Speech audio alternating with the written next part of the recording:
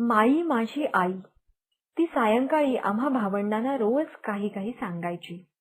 महिने, ऋतू, त्यांची नावं. मग आम्हाला विचारायची, आता नक्षत्र म्हणा. कृतिका, रोहिणी, मृग, आद्रा इथपर्यंत आलेल्या नक्षत्रांच्या नावांची गाडी मात्र घसरायला लागली. नक्षत्रांचे क्रम चुकत. ती त्रेधा तिरपीट बहुधा हस्त नक्षत्राचं नाव घेऊन झालं की असायची. हस्ताचं नाव आलं की मला हस्ताच्या पावसाचे दिवस आठवायला लागत. मग मन हलकेच हस्ताच्या हवेत मिसळून जाई. पुढच्या नक्षत्रांचा क्रम निसटून जाई. माझं घोकंपट्टीवरचं लक्ष उडेल. नेहमीप्रमाणे दिलेली संथा चुकतीये एवढंच माईच्या लक्षात येई. मी चुकले की आवीचीही चूक होत असे. आमच्या चुका ऐकून तिला गंमत वाटे. ती म्हणे, पोरटी म्हणजे एक एक नक्षत्र आहेत नुसती. नक्षत्र? कसली नक्षत्र? मला प्रश्न पडे. माई म्हणे, 27 नक्षत्र पंचांगातली, पण आणखी एक नक्षत्र आहे 28वं. मग सांग ना. पहिली 27 ओळीनं म्हणता आली तर ते सांगायचं, माई म्हणायची. मग मी मनाशी तर्क करायचे. 28वं नक्षत्र कोणतं असेल, मी की आवी? आवी म्हणे, मीच असणार. मग मीही तसेच म्हणायची, नाही मीच असणार. शेवटी आमच्यातला वाद शिगेला पोचला की माई म्हणत असे, त्या कवितेतील ओळ आवीला सांगून ती आवीला माघार घ्यायला लावी. ताई तू फूलगडे माझे, ताई तू नक्षत्रची माझे. बघ, म्हटलंय ना बहिणीला नक्षत्र. पण अशा संवादातून आमची हस्त नक्षत्रावर गडबडलेली गाडी मनातल्या मनात हस्ताच्या पावसाच्या प्रदेशात जाई. हस्त शब्दावरून किती काय मनात भरून येई. आभाळ ढगांनी भरून आल्यासारखं. हस्त हा कुठून आलेला शब्द? मी शास्त्रीबुवांना विचारलं जाऊन. त्याचे अनेक अर्थ त्यांनी सांगितले. त्यातला एक अर्थ होता हत्तीची सोंड असा. मग माझ्या लक्षात आलं, त्या धो धो पडणाऱ्या पावसाला मुसळधार पाऊस आपण का म्हणतो ते. हत्तीच्या सोंडेतून पडल्यासारखा त्याचा धोधोटा आणि धोधोट्याचं वजन. वळवाचा पाऊस आला की आम्ही अंगणात पळत असू.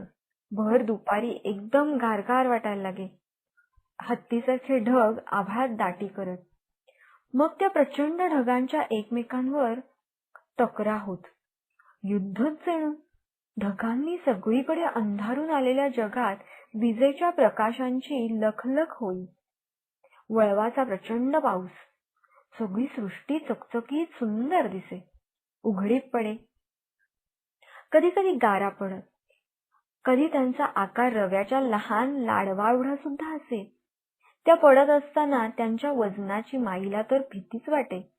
त्यातील एखादी गार अंगावर पडली तर कपाळ मोक्षच व्हायचा या भीतीनं ती आम्हाला धरून ठेवी. पण कधी कधी अशा शुभ्र गारा पडायच्या की ते दृश्य विसरता यायचं नाही. पावसाच्या धारांबरोबर गारा अंगणात आणि जिकडं तिकडं पडायच्या, खाली टेकल्या की फुलासारख्या पसरायच्या. या गारांच्या शुभ्र फुलांनी सगळा आसमंत फुलून जायचा. डोळ्यात साठवता साठवता ते दृश्य खरोखरीच समोर वितळून जायचं. एकदा तर ही गारांची फुलं मी लहानशा बादलीत गोळा करून घरात आणली. निरनिराळ्या आकाराच्या गारांचे जे पाऊस पडत, त्यातल्या मध्यम गारांचा पाऊस अधिक सुखाचा असतो. त्यांचा मारा बसायची भीती नसे. पळत पळत जाऊन त्या गारा वेचून परकरातून आणता येत. एखादी गार आणली की सर्वांना पुरे होई. मी मात्र पोट भरून गारा खायची. माई ओरडायची, कधी धपाटे घालायची. काय होईल त्या पोटाचं असं म्हणायची. पण पोटात गारगार आणि गमतीदार वाटायचं. पावसात भिजल्यामुळं उद्या तापानं फणफणलीस तर कुणी निस्तरायचं असं सुद्धा माई म्हणायची. घंटा वाजवत दारावर येणाऱ्या गाडीवरल्या काडीला लावून मिळणाऱ्या बर्फाच्या किसापेक्षा हा बर्फ अगदी चविष्ट वाटे. अंगणातील गारा गोळा करताना मातीचा मस्त स्वादही त्यात मिसळून जाई. आणि शिवाय वळवामुळे सगळीकडे भरून राहिलेला सुवास गारांच्या अंगावरही थरथरत असे. असे 2-3 वळीव येत. वळवाच्या ढगांची गंमतच असे. दंगेखोरासारखे ते आभाळातच धावपळ करत, जोरात गर्जना, आरडाओरडा करत. वळवाचा पाऊस झाला. आभाळात सातरंगी मनोहरी इंद्रधनुष्य दिसे. पूर्वेचं आभाळ भरून टाकणार, तर कधी पश्चिमेच्या दारात दोन्ही बाजूला इंद्रधनुष्यांचे खांब उभे केलेले दिसत.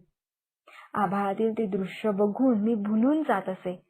सबंध जग ज्या सोहळ्याला येणार आहे, असा एखादा मंगल सोहळा इथे सुरू होत आहे, अशी भावना माझ्या मनात उंच उडी मारत असे.